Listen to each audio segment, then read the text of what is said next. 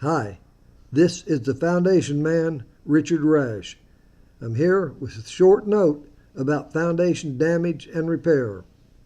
With all the talk about foundation damage in North Texas and other areas of expansive soils, it is important to note that we rarely experience major foundation problems.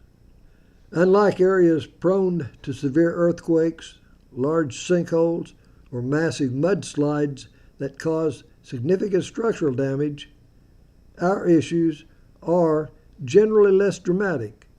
While structural damage can occur here, it's usually due to factors like inadequate compacted soils, bad drainage, water or sewer leaks, or most commonly, aggressive upheaval caused by negative drainage.